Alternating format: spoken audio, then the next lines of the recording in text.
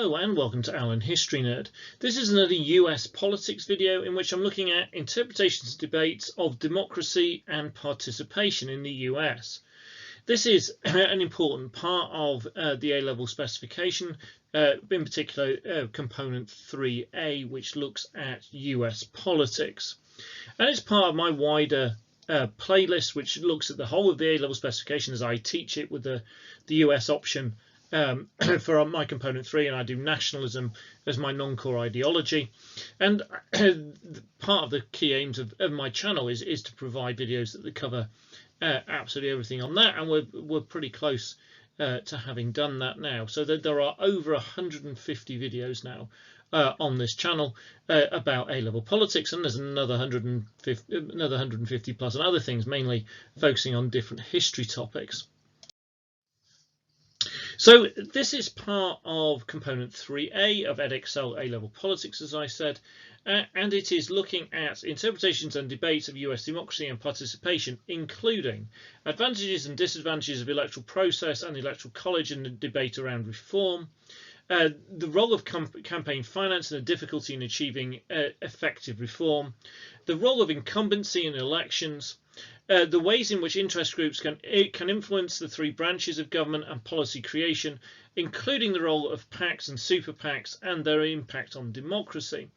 So I'm going to look at a whole the whole gamut of these. I'm going to look at all these different areas and try and give you a degree of insight and some understanding of those different debates around this key area of democracy and participation. There are a number of videos that I have done already which relate to those topics that we've just looked at. So I've done a video already on presidential elections and their significance. I've done one on campaign finances, which is important in this element. I've done one on the importance of incumbency on presidents seeking a second term. And I've done a video already on interest groups in the USA. So all of those have got loads of extra detail in, and they obviously go into some of these individual bits in more detail because they're specifically on those rather than a range of different debates. And there should be, if you're signed in, a little eye appearing at the top of the screen, or have appeared at the top of the screen, which has got links to those different videos, so you can have a look at those, and hopefully they'll give you even more details. Advantages of the electoral process and the Electoral College, then, to start off with. Well, the electoral process in the US is massively controversial at the moment, in particular because there have been a large range of restrictions brought in, particularly in a number of Republican states, which seem to be attacking or are attacking the ability to vote, particularly amongst minority voters, all in the name of greater election security. And these have been referred to as essentially a new line in Jim Crow laws. And there's been a great deal of anger about it. And so the electoral process, and it's never been more closely under the microscope as it is at the moment, particularly because of all the false claims made around the 2020 elections and Trump screaming that it was all fraudulent, which obviously there is no evidence that it was. So the electoral process is something that's under close scrutiny, and it's going to be really interesting to see how things come out, and particularly as we get into 2022 and the next set of congressional elections. And so there is a big debate going on in America about whether there should be what the rules or regulations should be in terms of absentee voting and postal voting, and where the voting stations are, and where voting is more or less easily to access, and what days the stations the voting stations should be open for how long, and then in the past there's been lots of stuff on voting machines. One of the bits that makes the whole thing with the electoral process complicated is it is not federally run, so it is not done the same all the way across the states. It is set up individually in the different states. So you get a whole wide and various bits. So there are lots of other controversies on the electoral process in the states, but the one particularly now want to concentrate on is the one over the Electoral College. And there are some advantages of the Electoral College. I must admit, personally, I'm not an enormous fan of this as an electoral method, but what I'm going to try and do is explain the rationale behind it and why, some of the reasons why some people think it is the right way and it should be kept.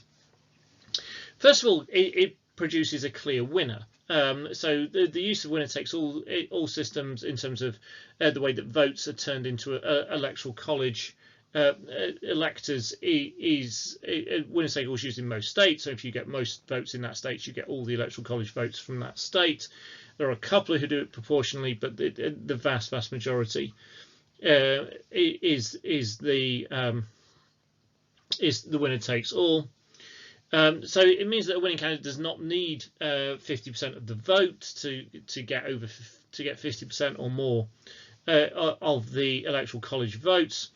The system prevents even a strong third candidate from stopping a winner taking that majority in the electoral college. And one of the best examples of this was the third candidate, Perot, in 1992, who got 19% of the vote. So Clinton actually wins, but he wins with really quite a relatively low percentage of the popular vote, but he still won 370 electoral college votes, which was plenty enough to take him over the line and mean that he became president.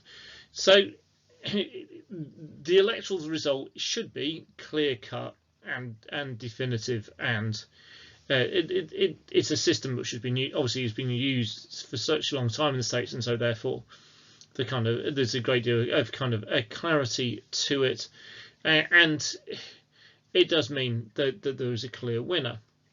Another argument is that it protects areas with a low turnout. So, for an example of this often given is Hawaii, which traditionally has a low turnout, but the value of Hawaiian votes is protected by the Electoral College. So Hawaii doesn't lose some of its say just because a number of its voters don't turn out. But equally, a state can't increase its significance by raising its voter turnout.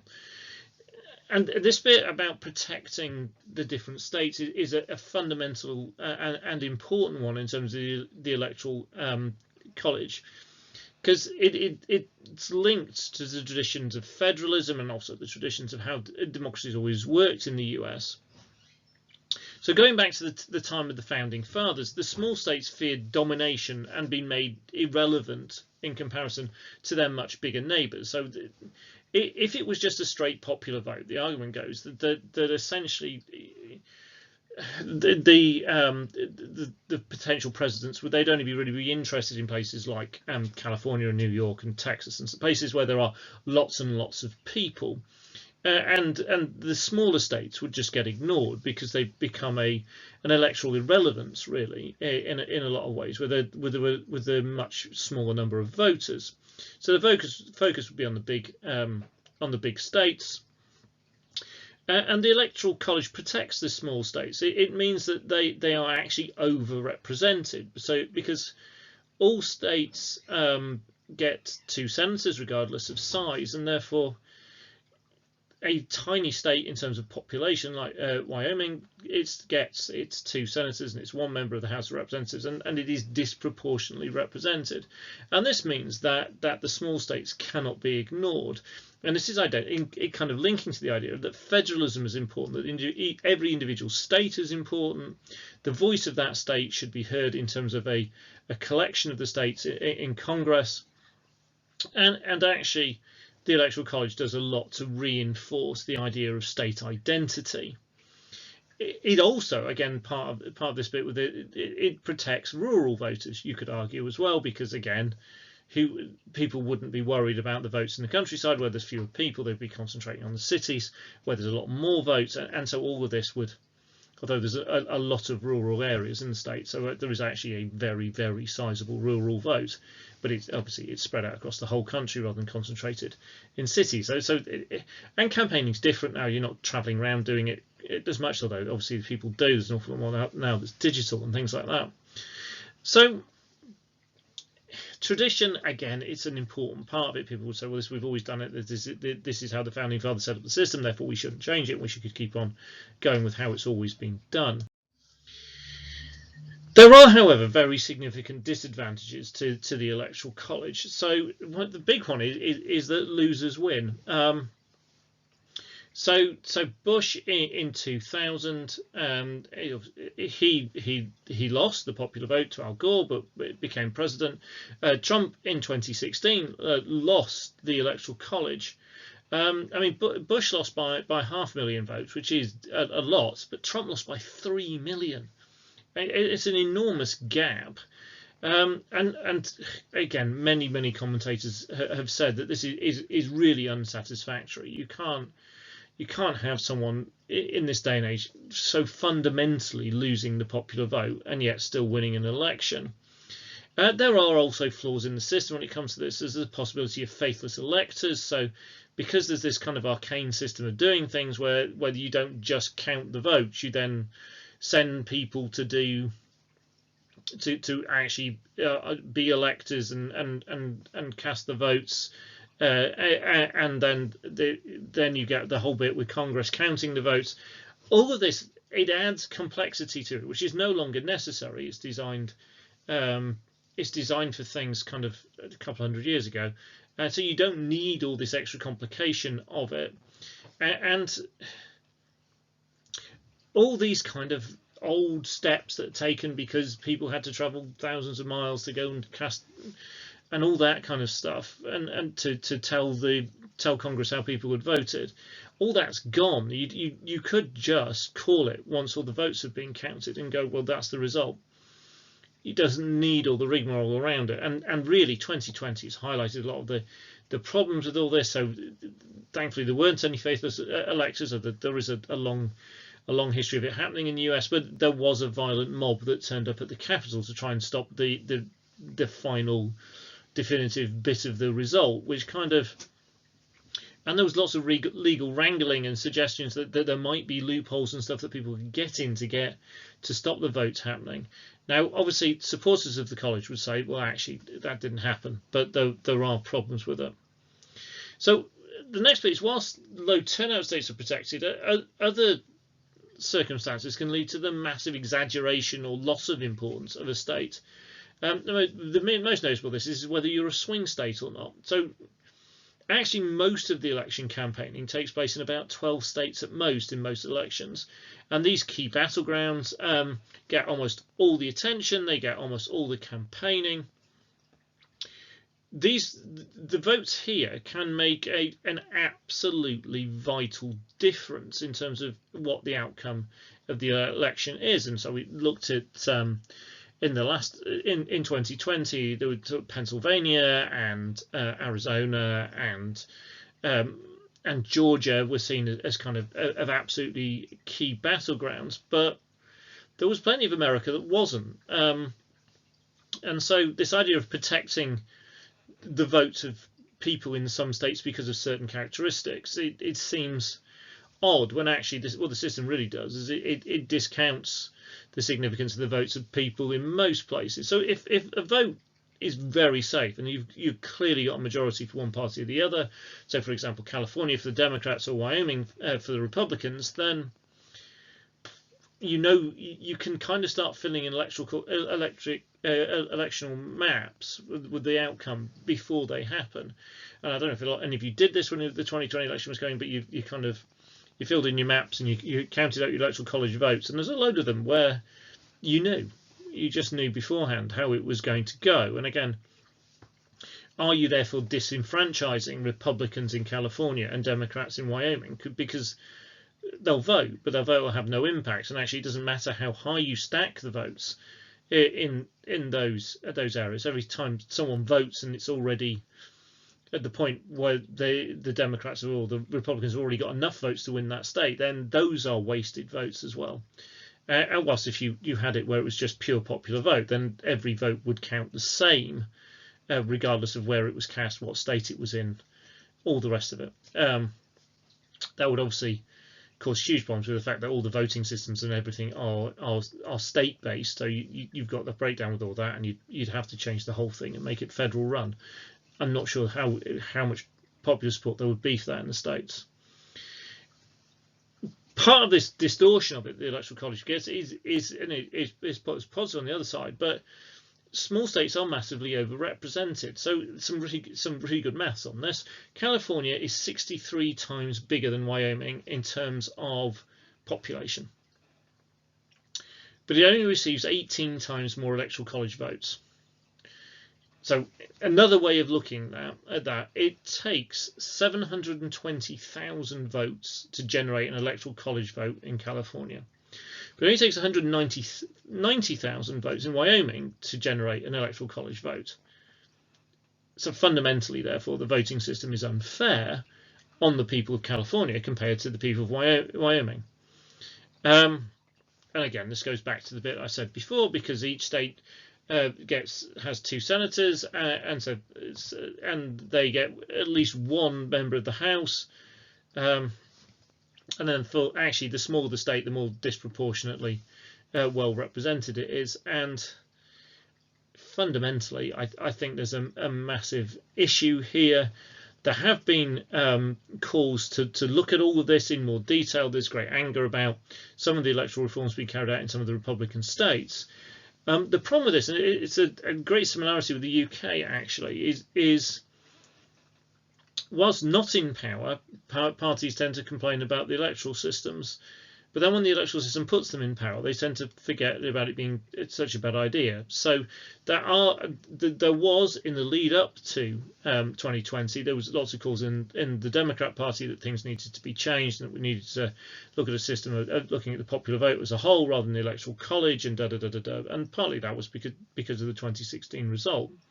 It was a similar thing. The Labour Party, up until 1997, before they became the Labour government, was talking about fairly substantial changes to the voting system, but then the voting system kept putting them in power, and they seemed to forget it was bad. Similar, I think, is likely to happen with Biden's administration, where there were plenty of people involved in the Democrat Party who were complaining about the Electoral College. I'm not sure they're going to do much about it in terms of now, because the Electoral College works and Biden won.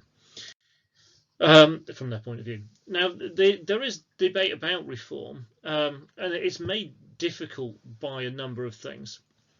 So it's made difficult by partisan politics.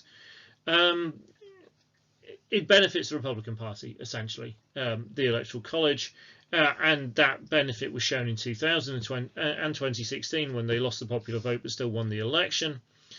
The Democrats are wanting to change some things. In particular, they want to change the rules on DC, and they want to give it statehood, and that would increase the number of representatives, voting representatives from DC. But obviously, they are most likely going to be Democrat, and they also want to add the votes for some of the territories, which again, most of which would be Democrat and would benefit them, and that would shift the balance in terms of the Electoral College back the other way. And a number of the more progressive Democrats have also been very vocal for more radical change, as in terms of scrapping it altogether, the Electoral College. And these are people generally who have mass urban support, and areas or people with mass urban support would benefit most from the reforms, because if every vote matters the same, then people who appeal in areas where there are lots and lots of people are going to do better out of it. So in that way, some of the stuff about the system, people's support or being for or against the Electoral College system in the States can be seen as, whichever side of their argument on, normally it's slightly self-serving, that they favour the side of the argument that would actually benefit them in elections. Of course, it's all made difficult to change any of this by the Constitution. It would require an amendment. For this, you would need support from a very large number of states. So the representatives, 2/3 in both houses, and then 3/4 of the states themselves. And so you'd need a large number of states to vote to reduce their own say in selecting the president. I can't see how that could happen. No, we don't want to be as important. We don't want to potentially be a swing state and really matter in the vote because we're small. So just please ignore us now. I don't see that happening. Because of the link in federalism, it would be federalism in a way almost could be seen as being threatened by this reform. It could feel to states and regions feeling their voice was being ignored. Now, the counter argument to that would be, you could argue at the moment there's plenty of states and regions who feel that their vote is ignored or taken for granted or whatever. When states or regions have felt that they are being ignored, this has caused massive issues in the union before. I mean, the biggest example being the Civil War, when one section of the US disagreed with the other section and actually tried to secede. So again, imposing this kind of change on a place anywhere that didn't want it would potentially cause massive issues. However, with the modern age, with national media coverage, and I was going to say fairly rapid results, though 2020 is probably not the best example. So making this video in 2021, as I am, is kind of looking back and going, yeah, electoral results, you can get them in really quickly now. Well, obviously it took forever, but normally speaking, then the electoral results could come in really quickly. It's the counting of votes. It seems kind of counterintuitive to use this cumbersome system designed for a world of over 200 years ago. We've got the results in. We know how all these millions and millions of Americans have voted. More Americans voted for that guy than voted for that guy or that person instead of that person. So that person wins. They've got more votes. That would seem intuitively to be the right way, but because of the history, because of federalism, many people say it's not quite that straightforward. And again, as I've said already, the 2020 really highlighted some of the major flaws and loopholes in the system. And there was a possibility and there were attempts to block the will of the people. Supporters of the Electoral College, however, would say that all these attempts failed, that the Electoral College came through, that the votes were counted, Biden was made president. So despite all the attempts by those who opposed it, that actually democracy in the system prevailed. But again, it does highlight that what was a very clear-cut result. I mean, I can't remember what the exact number is, but it's over 7 million, might even been 8 million victory in the popular vote for Biden. But it still came down to a relatively small number of states. And again, listening to a lot of the political commentary in the states are saying at the moment, if Trump, for example, was to run in 2024, they kind of say, well, there's no hope he could ever win a popular vote, but he or someone else could win an Electoral College result while still losing the popular vote. So it might be that the partisan politics at the moment is particularly putting a particular shift or dimension to this, or it might be again highlighting that the system maybe isn't 100% fit for purpose. Campaign finance is just all mind-blowing for me in the UK, but in particular in the US. And you can argue that spending in US elections is completely out of control. Some of this comes down to Citizens United versus the Federal Election Commission in 2010, and has seen spending by corporations and non-profit groups skyrocket. SuperPACs generate absolute eye-watering amounts of money, which they spend. And spending power in elections is a big issue. It's hotly debated. Again, there was lots of stuff in about Biden outspending Trump in 2020, and again, well, Biden won, didn't he? So are these things directly connected? The need for the huge level of spending, both for presidential elections but also for congressional ones, seems to suggest that all these wealthy interest groups and corporations are going to end up wielding huge political power, because the candidates need the financial support, and the people with the money, therefore the people they go to, and and so we've got this problem of potential kind of corruption and influence of the wealthy and the powerful. Candidates tend to no longer in presidential elections take federal funding, as they can generate more money by not taking the federal money with strings attached to it. Now, one of the interesting things that's changing with campaign finances is Republicans such as Trump and Marjorie Taylor Greene have raised huge sums of money from small individual donations. Something actually traditionally that is done by progressives, the likes of Sanders. There's been some criticism, however. Trump in particular has been criticised for some of the tactics he's used in turning one-off donations into monthly ones. So if you say, I just wanted to, according to reports, I just want to make this a one-off one, it's kind of like, so you support the radical left, so you don't really love Trump, and all kind of things, applying pressure to people to make donations. And part of this is shown actually Trump's ability to raise money is one of the reasons that's kept him as a force in the Republican Party, despite the electoral setbacks that he's faced, because he still could stir up the hornet's nest in 22 and maybe in 24, in terms of he's got this huge amount of money behind him that he's managed to generate through his campaigning, and he's got this big super PAC, and he could go in and back a load of people in 22 that he likes, and that could make a big impact. So money definitely seems to make the world go around when it comes to elections in the US, and therefore the people with the money are the ones who have the influence. Running for office requires either a huge amount of personal wealth, again, so we saw this with like Trump and Bloomberg and others, or the backing of people or groups with significant financial muscle, or the name recognition that means you can attract millions of small donations. So if you're not really well known already, then you have to make a name for yourself in some way quickly to start generating that kind of money, or you need corporate or super PAC backing, or you need to be able to fund the stages of it yourself. So again, that is a problem with finances.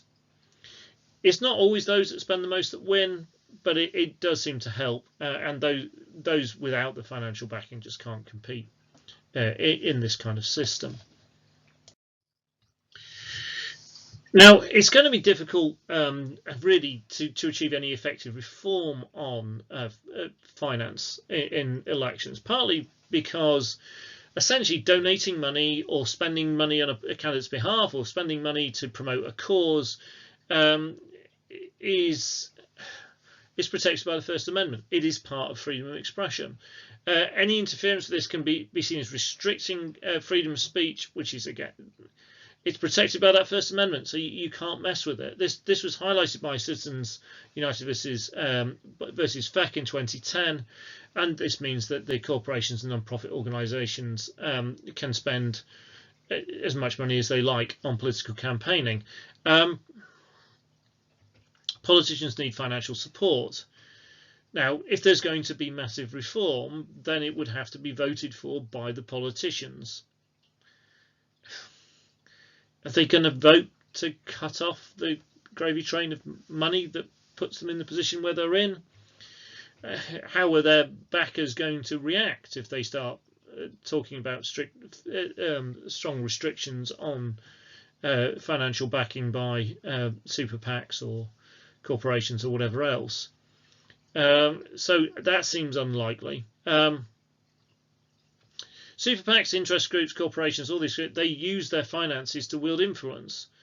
And they would use that influence to block reform, be that through members of Congress or presidents or members of departments or whatever it is, or just in finding the right lawyers who can find the right loopholes in whatever laws are made. And one of the best examples of this is soft money, where there was hard money which you're giving it to campaigns, and that was restricted, and then the soft money which you can kind of spend on behalf of the candidate but not give to the candidate, and that was unrestricted. So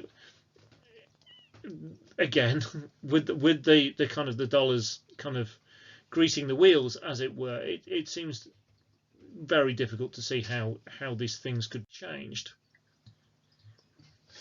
So the next section we're going to look at is the role of incumbency in elections. Now, incumbents generally win.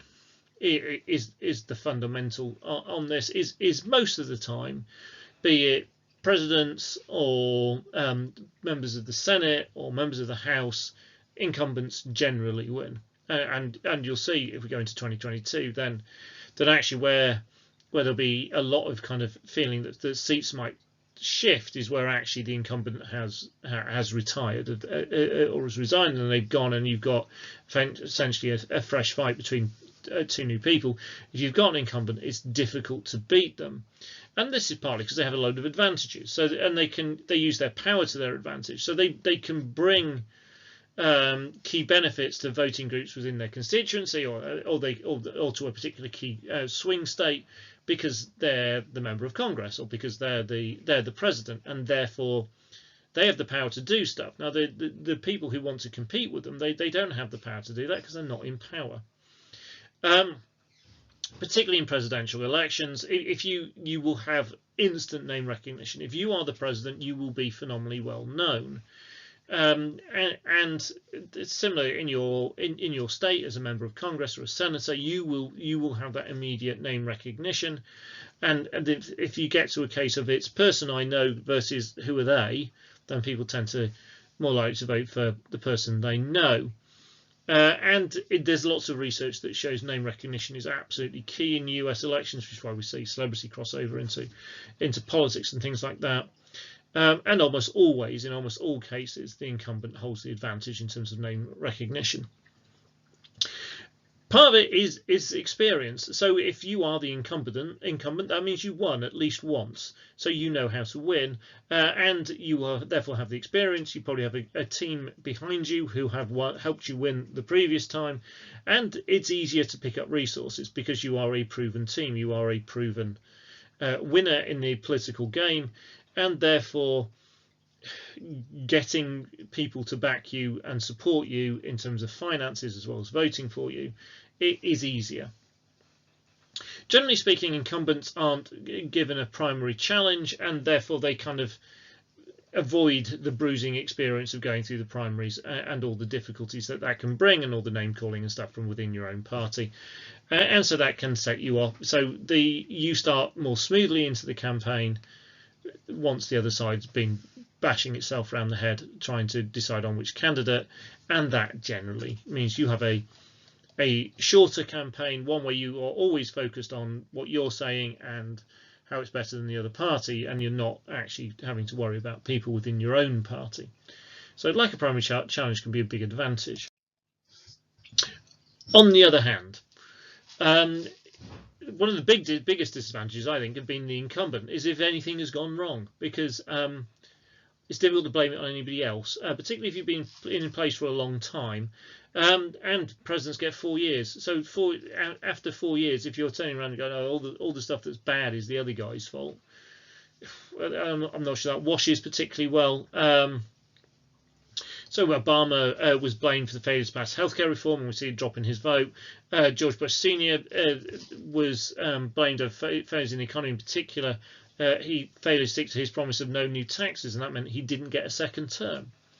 Again, in 2020, you could talk about Trump being blamed for the reaction to the COVID crisis and other things, and go, well, actually, therefore, people were unhappy with what had happened in the previous 4 years, so they voted for somebody else.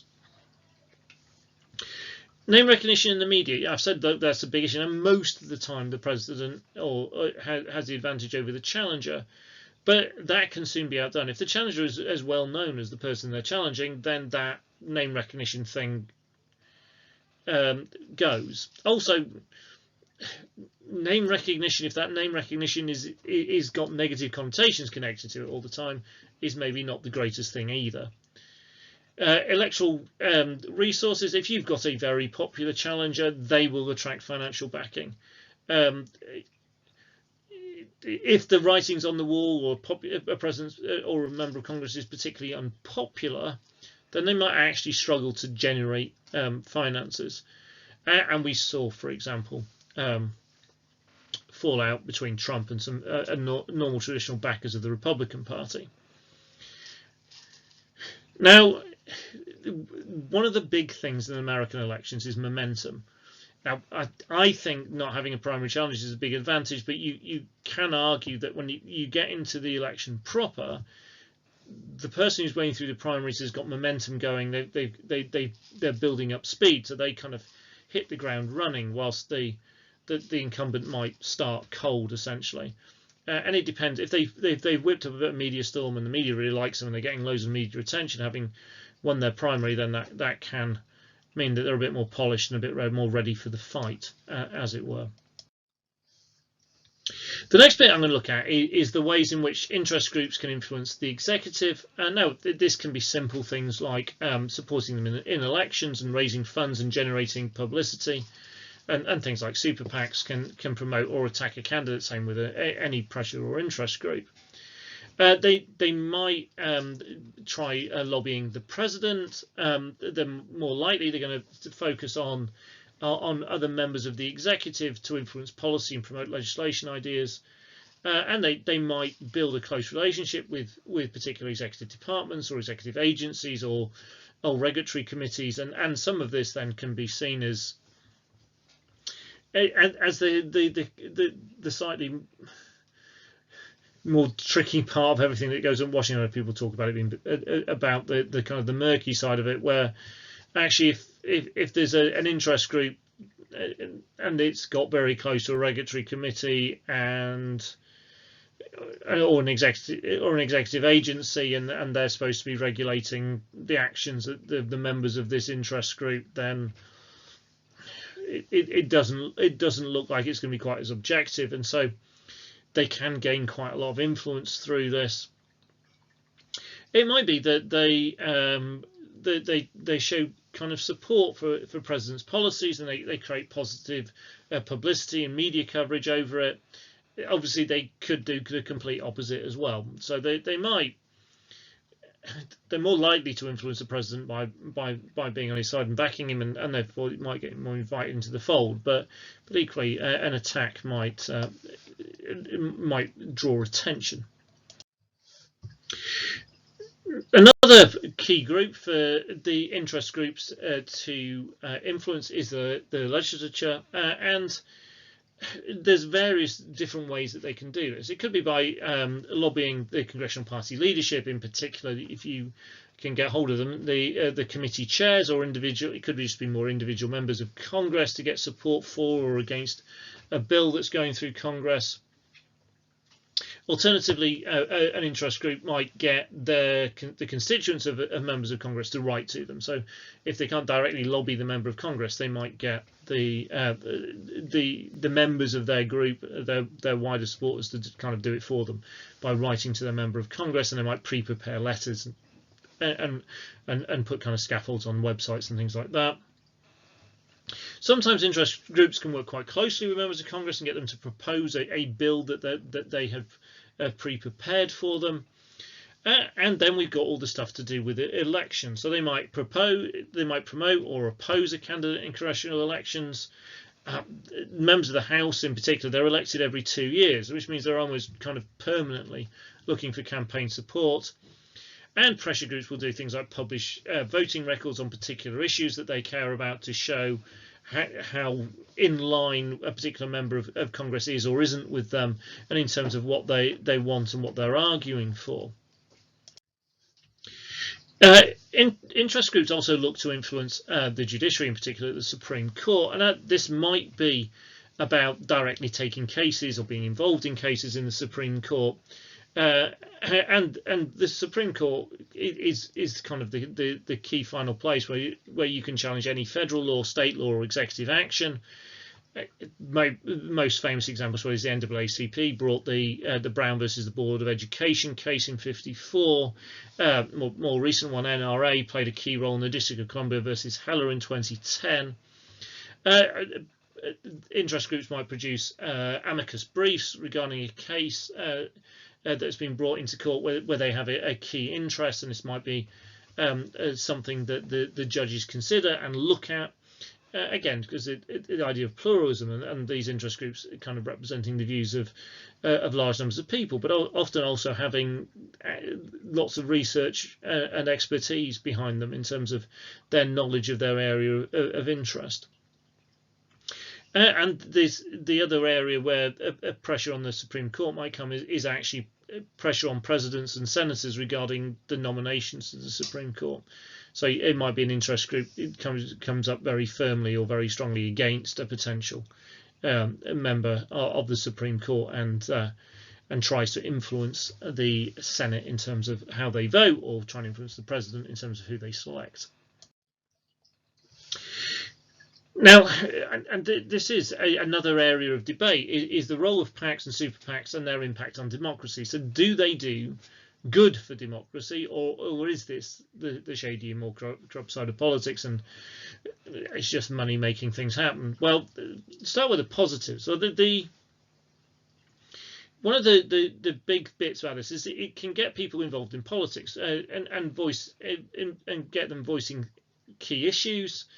They often lead to opportunity for grassroots activism and awareness of government policy, and they can redress some of the issue done by the restricted choices of two-party system, because you might have a range within the two parties of people who are particularly keen or particularly against an interest that an interest group is pushing through a super PAC, and therefore this can make a big difference. It acts as a check on government by raising awareness of government activity or inactivity, and it can shine a light on corruption and self-interest in government.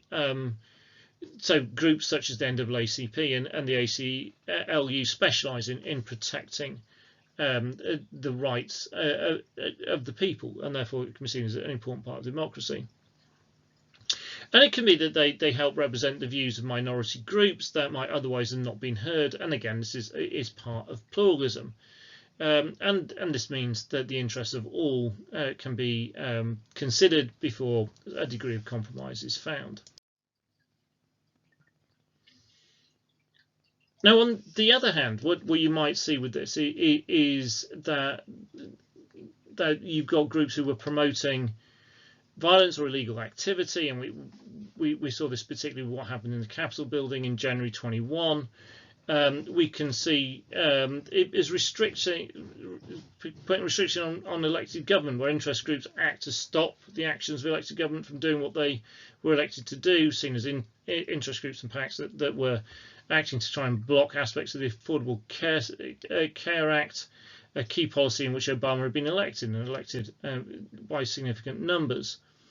And we saw interest groups acting to block the policies of Trump, and again, these were policies in which he'd been elected on the basis of.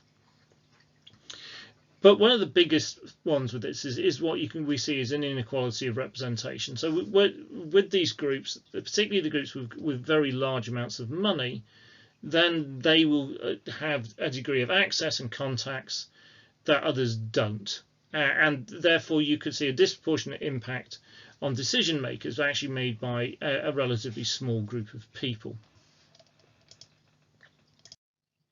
I hope that's been helpful for you. Again, a number of key debates in that. Again, I've tried to go through it as quickly as I can in this, so you might find even more detail in some of my early videos, which are more specifically just looking at one area of that rather than trying to do the wider range. So I hope that's been helpful. If it has, please hit like. If you have any questions or comments, then please leave those below. If you haven't done already, then please do subscribe to Alan History Nerd. As I said, there's a very wide range of videos on A-level politics and A-level history. Lots of stuff on UK politics, lots of stuff on US politics, bits on British history, on American history, on Russian history.